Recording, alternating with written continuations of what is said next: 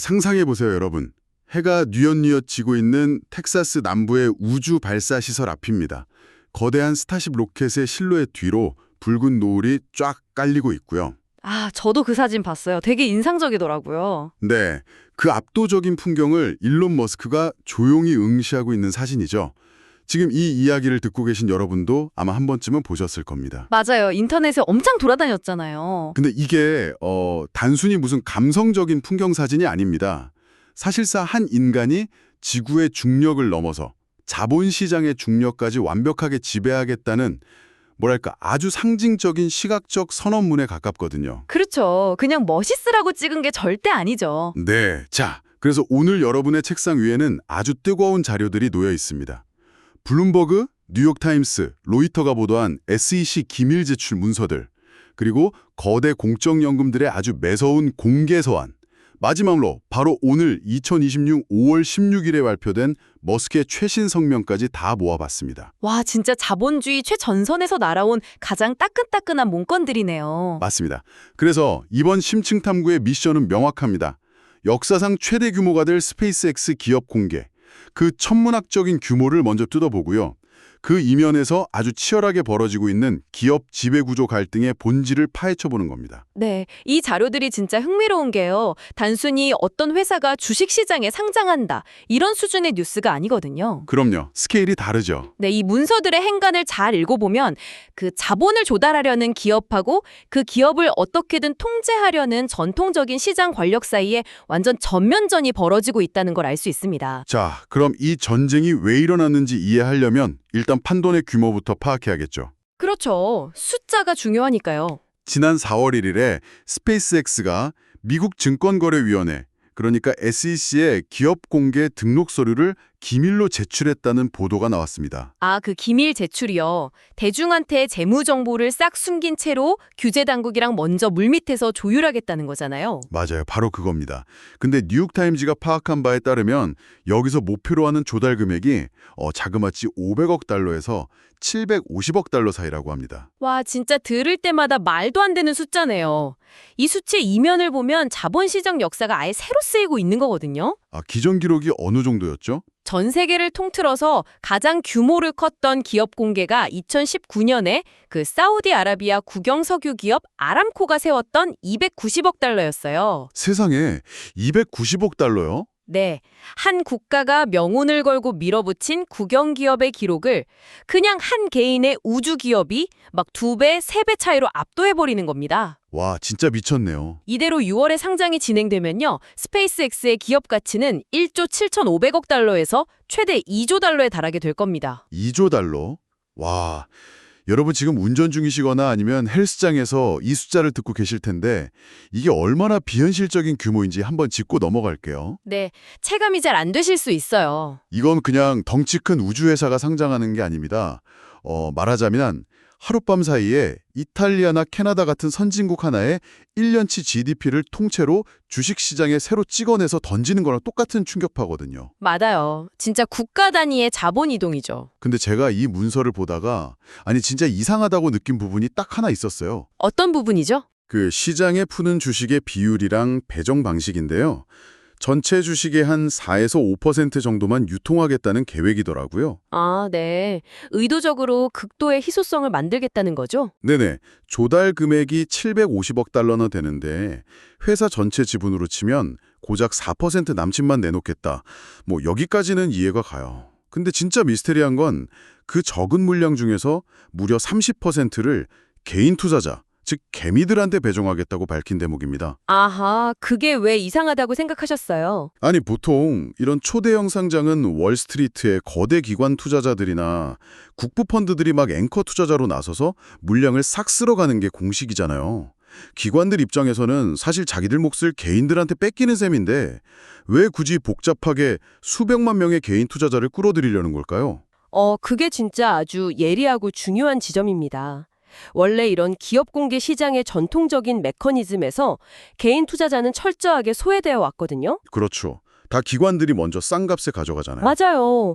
기관들이 공모주를 배정받고 상장 첫날에 막 가격이 폭등하면 차익을 챙기고 개인들은 그 폭탄을 떠안는 그런 구조였죠. 항상 개미들만 손해를 보는 그 구조. 네. 근데 스페이스X가 30%라는 엄청난 물량을 개인한테 직접 배정하겠다는 건 사실상 월스트리트의 문지기들을 우회하겠다는 선언이나 다름없습니다. 월가 거물들을 패스하겠다는 거군요. 네. 개인 투자자들의 심리적 특성을 아주 교묘하게 이용하는 거죠. 기관 투자자들은 분기별 실적에 목숨을 거니까 조금만 리스크가 보여도 주식을 바로 던져버리잖아요. 맞아요. 수처에 엄청 냉정하죠. 근데 머스크를 추종하는 개인 투자자들은 좀 다릅니다. 이 사람들은 수익률보다 화성 이주라는 그 거대한 내러티브 자체에 열광하거든요. 팬덤이군요. 빙고! 주가가 막 흔들려도 절대 주식을 팔지 않고 버티는 이른바 무조건적인 방어군을 구축하는 겁니다. 와, 소름 돋네요. 그러니까 단순히 자본을 끌어모으는 게 아니라 자신을 지지하는 팬덤을 거대한 금융 방패로 무기화하는 거군요. 정확한 표현이네요. 금융 방패. 우주로 가는 티켓을 여러분한테도 나눠주겠다. 뭐 이런 명분으로 대중의 지갑이란 팬심을 동시에 묶어버리는 건데 진짜 영리합니다. 진짜 천재적이죠, 이런 부분은. 근데 아무리 강력한 팬덤을 방패로 세운다고 쳐도요. 이 2조 달러라는 숫자가 만들어내는 아주 구조적인 딜레마까지 싹 다 가릴 수는 없을 것 같아요. 벌써 그쪽으로 넘어가시는군요. 네, 이 어마어마한 규모는 결국 스페이스X를 이끄는 수장 일론 머스크에 대한 아주 근본적인 의구심으로 직결될 수밖에 없거든요. 네, 이른바 더블 트릴리언 딜레마죠. 1조 달러짜리 회사 2개를 이끄는 리더십 문제. 맞습니다. 스페이스X가 2조 달러짜리 회사가 된다는 건 머스크가 이미 1조 달러가 넘는 테슬라에 이어서 각기 다른 1조 달러 규모의 상장사 2곳을 동시에 맡는 인류 최초의 인물이 된다는 뜻이잖아요. 전례가 없는 일이죠. 그래서 자료를 보면 거대 공적 연기금들이 바로 이 점을 잠재적인 이해상충의 뇌관이라고 딱 지적하고 나섰습니다. 맞아요. 연기금들 입장에서는 너무 당연한 우려입니다. 두 개의 거대 상장 기업이 한 사람의 시간하고 주의력을 두고 경쟁하는 상황 자체가 주주에 대한 배임 리스크라는 건가요? 네, 연기금의 계산법은 굉장히 냉정합니다. 1조 달러 규모의 상장사를 이끈다는 게 단순히 멋진 비전만 제시하고 끝나는 게 아니잖아요. 그렇죠. 일상적인 업무가 엄청 많을 텐데 수만 명의 인력 관리해야죠. 천문학적인 자본 배치해야죠. 매일 터지는 글로벌 공급망 이슈에 각국 규제 당국과의 마찰까지 챙겨야 합니다. 누군가는 반드시 책임을 지고 즉각적인 결정을 내려야 하는 자리예요. 만약에 스페이스X 로켓 발사가 실패했는데 같은 날 테슬라에서 대규모 리콜 사태가 터지면 어떻게 되냐는 거군요. 바로 그겁니다. CEO의 한정된 주의력이 어느 한쪽으로 쏠릴 수밖에 없잖아요. 그럼 선택받지 못한 기업의 주주들은 그 막대한 피해를 고스란히 떠안게 되는 거죠. 여기서 제가 여러분을 대신해서 좀 삐딱한 질문을 하나 던져보겠습니다. 네, 얼마든지요. 우리가 너무 20세기의 낡은 경영학 교과서에 갇혀 있는 거 아닐까요? 아니, 머스크는 이미 테슬라랑 비상장 상태의 스페이스X를 수년 동안 동시에 이끌면서 엄청난 성과를 냈잖아요. 사실이긴 하죠. 결과로 증명했으니까요. 그리고 스페이스X에는 퀸 쇼벨 같은 진짜 유능한 최고 운영 책임자가 실무를 완벽하게 장악하고 있단 말이죠. 시스템만 잘 갖춰져 있으면 CEO가 24시간 내내 모든 서류에 도장 찍어야 한다는 건 약간 고정관념 아닌가요? 네, 혁신을 이끄는 비전의 어리한테 일반적인 잣대는 무의미하다 이런 말씀이시죠? 그렇죠. 실리콘밸리의 창업자 중심주의자들, 이른바 파운더 모드를 옹호하는 사람들이 정확히 그 주장을 펼칩니다. 천재적인 한 개인의 통찰력이 전통적인 이사회의 집단지성보다 훨씬 더 우월한 가치를 창출한다는 논리죠. 맞아요. 일리가 있잖아요. 하지만 연기금들은 단순히 머스크의 바쁜 스케줄을 걱정하는 게 아니에요. 그럼 진짜 걱정하는 게 뭐죠? 그들의 진짜 공포는 시간 분배라는 표면적인 증상 아래 숨겨진 회사의 구조적 통제권이라는 질병 자체에 있습니다. 구조적 통제권이요? 네, 머스크가 어떤 치명적인 실수를 저지르거나 다른 회사 일에 정신이 팔려 있어도 그를 법적으로 통제하거나 해고할 수 있는 장치가 아예 없다는 그 메커니즘 자체를 두려워하는 겁니다. 그게 바로 5월 14일에 공개된 그 폭발적인 서한의 핵심 내용이군요. 네, 서명한 분들 면면을 보면 장난이 아니죠. 맞아요. 여러분도 이 인물들이 누군지 아셔야 합니다. 토마스 디나폴리 미국주 감사원장, 마크 레빈 뉴욕시 감사원장, 그리고 미국 최대 규모인 캘리포니아 공무원 연금, 캘퍼스의 마시 프로스트 CEO입니다. 진짜 자본시장의 고래 중에 고래들이네요. 그렇죠. 수조 달러의 공공자금을 굴리는 사람들이라서 월스트리트 대형은행들도 이분들이 기침만 하면 벌벌 떨 정도거든요. 근데 이 거물들이 합심해서 스페이스X 기밀 서류에 담긴 지배구조를 극단적이라고 아주 맹비난했습니다. 네, 그 갈등의 한가운데에 바로 복수 의결권 구조가 자리 잡고 있죠. 이 복수의결권이라는 게 정확히 어떻게 작동하는지 좀 해부해 주시겠어요? 네, SEC 제출 문건을 보면요. 머스크가 보유한 스페이스X 지분, 그러니까 회사의 재산에 대한 경제적 소유권은 약 42% 수준입니다. 절반이 채 안 되네요. 그렇죠. 그런데 회사의 주요 결정을 내리는 투표권, 즉 의결권은 무려 79%를 장악하게 설계되어 있습니다. 와, 42% 지분으로 79%의 권력을 휘두른다? 네, 이게 복수 의결권의 마법이죠. 여러분이 좀 직관적으로 이해하시기 쉽게 제가 비유를 하나 들어볼게요. 지금 방송을 듣고 계신 여러분과 일론 머스크가 똑같이 1억 원을 스페이스X에 투자했다고 가정해 봅시다. 여러분한테는 1주당 1표의 권리만 있는 클래스 A 주식이 주어져요. 네, 일반적인 주식이죠. 반면에 머스크랑 일부 내부자들은 1주당 무려 10표의 권리를 행사하는 클래스 B 주식을 챙겨가는 겁니다. 여러분이 1억 원으로 한 표의 목소리를 낼 때 머스크는 똑같은 돈으로 10표짜리 확성기를 주고 있는 셈이죠. 와, 확성기 비유 딱 맞네요. 79%의 투표권을 한 사람이 쥐고 있다는 건요. 이사회에서 다른 모든 주주가 반대해도 혼자서 모든 안건을 자기 뜻대로 통과시킬 수 있다는 뜻이잖아요. 맞아요. 사실상 소액주주들의 투표권을 영구적인 음소거 버튼으로 만들어버리는 겁니다. 진짜 무서부리의 권력이네요. 게다가 연기금들의 서한을 보면요. 크게 우려하는 지점이 두 가지가 더 있습니다. 또 있어요? 네, 첫째로 스페이스X는 상장 후 이사회의 과반수를 독립적인 외부 인사로 채워야 하는 거래소의 기본 규정을 면제받을 계획입니다. 이걸 지배회사 지위라고 부르거든요. 아, 그러면 이사회 멤버마저 머스크 측근들로 꽉 채울 수 있는 합법적 면제부를 받는 거네요? 그렇죠. 견제 장치가 사라지는 겁니다. 그리고 둘째는 의무 중재 조항이라는 게 있어요. 아, 주주 소송을 아예 원천 봉쇄해버리는 그 조항 말씀이시군요. 맞습니다. 만약 회사나 CEO가 주주 이익을 심각하게 침해하면 보통은 주주들이 집단 소송을 걸어서 법정에서 시시비비를 가리잖아요. 당연히 그래야죠. 근데 이 조항이 들어가면 주주들은 재판받을 권리를 포기하고 철저히 비공개로 진행되는 사적인 중재 절차를 따라야만 합니다. 와, 그럼 연기금 관리자들 입장에서는 이거 완전 최악의 블랙박스처럼 보이겠는데요? 완전 블랙박스죠. 한 사람한테 모든 권력이 쏠려 있는데 견제할 독립이사회도 없고 심지어 문제 생겼을 때 법에 호소할 권리마저 뺏긴 거니까요. 연기금들이 수학적으로 해고가 불가능한 구조라고 비판하는 게 바로 이 때문입니다. 이거 방음벽이 완벽하게 쳐진 방 안에 투자자들을 가둬놓고 그 방 열쇠는 건물 주인이 혼자 들고 있는 거나 다름없네요. 네, 아주 정확한 비유입니다. 자, 근데 이 지점에서 우리는 양측의 그 철학적 충돌을 아주 객관적으로 한번 바라볼 필요가 있어요. 네, 양쪽 다 명분은 확실하거든요. 캘리포니아 공무원연금 같은 기관들은 결국 평범한 국민들의 노후 자금을 운용하는 곳이잖아요. 그러니까 투명성, 견제와 균형, 일주일표라는 민주적 자본주의 원칙이 이 사람들한테는 생명줄입니다. 권력은 부패하기 쉽고 통제받지 않는 CEO는 결국 시장에 재앙을 가져온다는 그 뼈아픈 역사적 교훈을 방어하는 입장이죠. 맞아요. 반면에 실리콘밸리의 시각은 완전 정반대입니다. 스페이스X의 미션은 무슨 이번 분기 이익률 2% 올리는 그런 게 아니라 인류를 다중행성종족으로 만드는 거잖아요. 네, 스케일 자체가 다르죠. 이런 거대하고 위험한 비전을 실현하려면 수십 년 동안 천문학적인 자본을 계속 태워야 하는데 만약에 단기 실적이랑 배당금에만 목매는 월스트리트 펀드 매니저들한테 발언권을 주면 어떻게 될까요? 당연히 회사 비전이 산으로 가겠죠. 당장 돈 내놓으라고 할 테니까요. 그렇죠.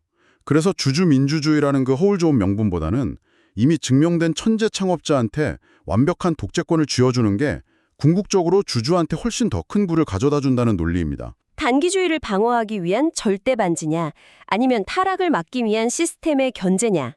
진짜 흥미로운 싸움입니다. 맞습니다. 근데 흥미로운 건 보통 상장을 눈앞에 두고 기관 투자자들이 이렇게 거세게 압박하면 경영자들은 어떻게든 한 발 물러서는 제스처라도 취하잖아요. 그렇죠.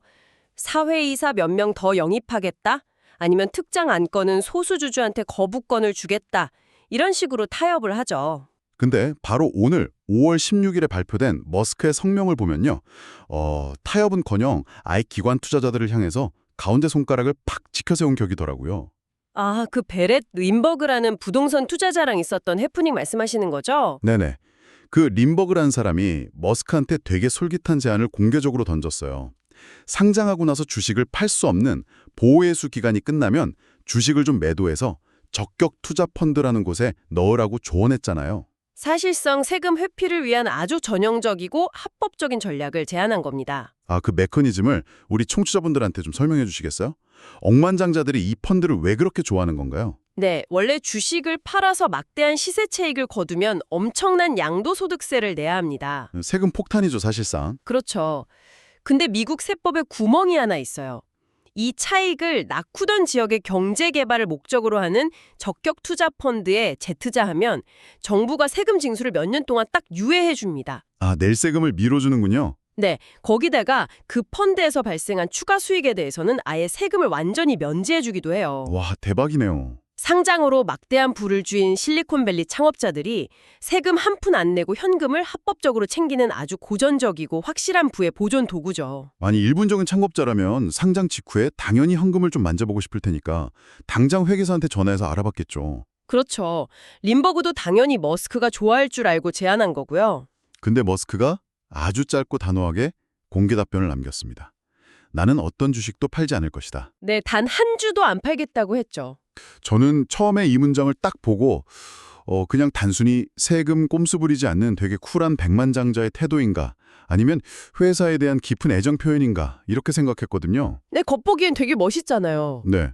근데 상장 후에 현금을 확보할 수 있는 완벽하고 합법적인 도피처를 굳이 거절했다. 가만 보니까 이건 단순한 재무전략 차원이 아닌 것 같아요.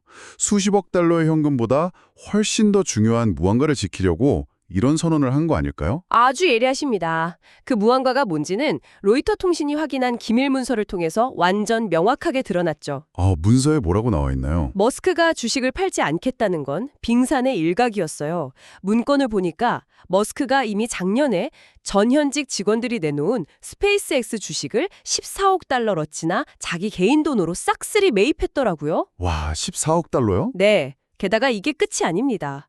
다가오는 이번 상장 과정에서도 공모가로 최소 10억 달러어치의 주식을 추가로 사들이겠다고 밝혔어요. 아니 세상에. 상장이라는 건 기본적으로 창업자가 자기 지분을 대중한테 팔아서 이익을 실현하는 엑시트 이벤트잖아요. 보통은 그렇죠. 현금을 챙기는 타이밍이니까요. 근데 이 사람은 상장 과정에서 내 주식을 팔기는커녕 수조 원의 개인 자금을 더 쏟아부어서 시장에 나오는 주식마저 흡수하겠다는 거잖아요. 맞습니다. 이건 자본시장의 일반적인 문법을 완전히 역행하는 진짜 충격적인 행보예요. 도대체 왜 이러는 걸까요? 그가 주식을 한 주도 팔지 않고 오히려 매입하겠다는 이 선언은요. 아까 우리가 이야기했던 그 79%의 의결권, 즉 회사의 방향을 결정짓는 그 절대적이고 무서부리의 통제력을 단 1%도 양보하지 않겠다는 선언입니다. 아, 현금이 문제가 아니군요. 네, 외부 염기금들이 아무리 지배구조를 민주화하라고 밖에서 압박하고 소리쳐도 나는 내 돈을 더 태워서라도 이 제국을 영원히 내 손아귀에 쥐고 가겠다. 이런 아주 노골적이고 공격적인 의지 표명인 거죠. 달콤한 현금 대신에 통제권이라는 무기를 선택한 겁니다. 아, 이제 퍼즐이 만박하게 맞춰지네요. 오늘 이 탐구를 통해서 여러분은 스페이스X의 이 2조 달러짜리 상장이 단순한 금융 이벤트가 아니라는 걸 확실히 파악하셨을 겁니다. 네, 거대한 전쟁터죠. 한쪽에는 기관 투자자를 아예 배제해버리고 개미 군단을 자기 금융 방어막으로 세워서 이 수학적으로 해고 불가능한 요새를 짓고 있는 천재적인 경영자가 있습니다. 맞아요. 그리고 다른 한쪽에는 좀 낡고 둔탁해 보여도 이 자본주의의 투명성과 시스템을 방어하기 위해서 그 요새를 어떻게든 허물어뜨리려는 거대 공적 연금들이 버티고 있는 거고요. 네, 이 충돌은 자본주의가 한 번도 가보지 않은 완전히 미지의 영역으로 진입하고 있다는 걸 알리는 거대한 신호탄 같습니다. 돈의 규모가 커지면 커질수록 그 통제에 대한 열망, 그리고 그 통제를 어떻게든 견제하려는 힘도 비례해서 커질 수밖에 없거든요. 다가오는 6월 상장이 그 힘의 균형이 어디로 기울지 보여주는 첫 번째 시금석이 될 겁니다. 맞습니다. 자, 이 모든 팩트와 갈등 구조를 여러분의 머릿속에 완벽하게 매핑해드리는 게 오늘 저희의 미션이었습니다. 충분히 전달이 되었기를 바랍니다. 네, 이제 마지막으로 오늘 남은 하루 동안 여러분 머릿속을 계속 맴돌게 될 도발적인 질문을 하나 딱 던지면서 마무리하려고 합니다. 어떤 질문이죠? 퀄리티 제국과 우주를 향한 다중행성 제국을 동시에 완벽하게 통제하는 초유의 시대를 맞이하고 있습니다. 아까 서두에 묘사했던 그 사진 다시 한번 떠올려 보시죠. 발사대를 응시하는 그 고독하고 거대한 실루엣 말입니다. 여러분은 지금 어느 쪽에 서 계십니까? 아주 어려운 질문이네요. 주주평등과 이사회 견제라는 전통적인 기업 지배구조의 규칙은 그저 머스크 같은 비저너리의 발목을 잡는 낡아빠진 과거의 유물에 불과할까요? 아니면 통제가 필요할까요? 네.